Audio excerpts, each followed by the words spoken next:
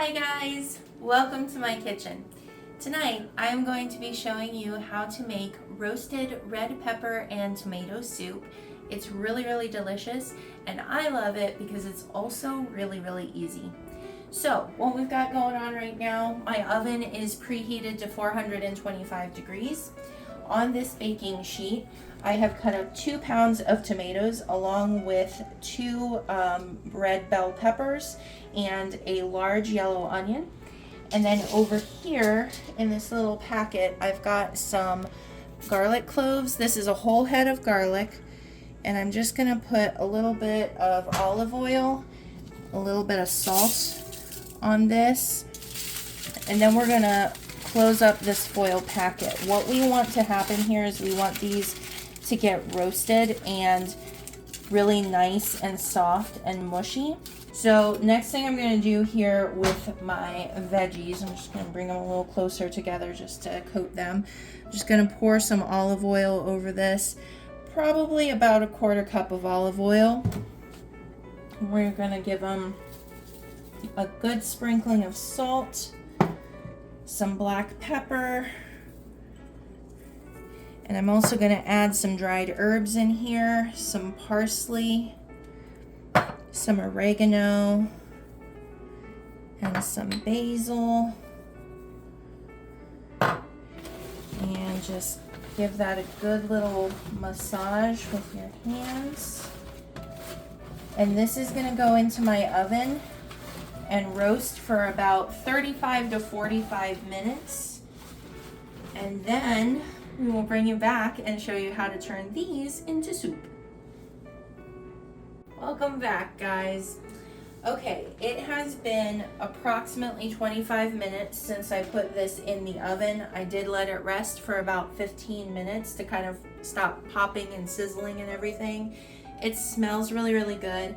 And if you come over, you can see there's a little bit of scorching on the peppers and a little bit here on the onion, which is what we want because it's a roasted soup, so we want it to have that. So I'm gonna go ahead and peel open my little garlic packet here first. Beautiful. Excellent. So that's nice and soft, which is exactly what I wanted. So this is just going in my blender.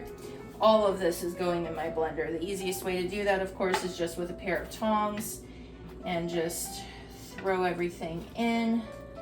Okay, so my blender is full of all these goodies. We're just gonna go ahead and give it a blend here. You can use any tomato variety that you like. Just bear in mind what the consistency is going to be like depending on what kind of tomato you use. So if you use something like a Roma tomato, that's a paste tomato where you traditionally be making like a ketchup out of that, something like that, it's going to be a little bit thicker.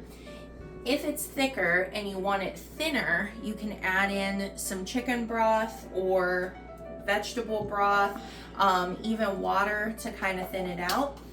Tonight I used just vine ripened tomatoes, regular tomatoes, and they're a little bit juicier.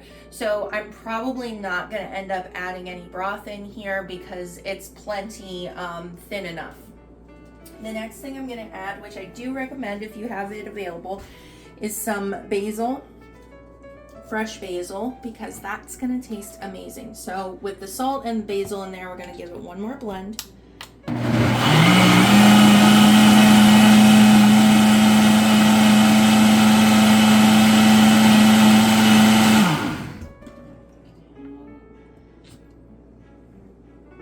Gonna taste one more time. Okay, it's really good.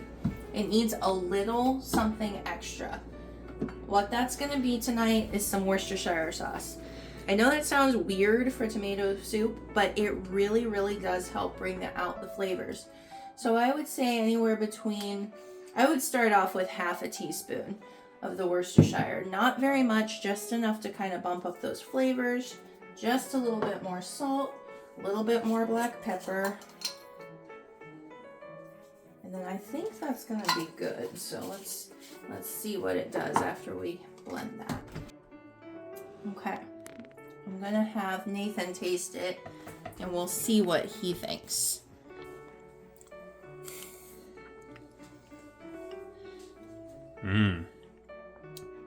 It's very good. Very creamy. If you felt like this was too watery when you were making it, if you feel like the tomatoes you used were too liquidy, you could just pour this in a pot on the stove and just kind of let it simmer a little bit, and that would reduce some of that down. But we actually like it from this point, just blend it up like that. So we're gonna throw this in some mugs, make some grilled cheese, and eat this all up. But I hope you guys enjoyed this video. If you did, please give it a like, and if you have any questions, just ask me below. Bye.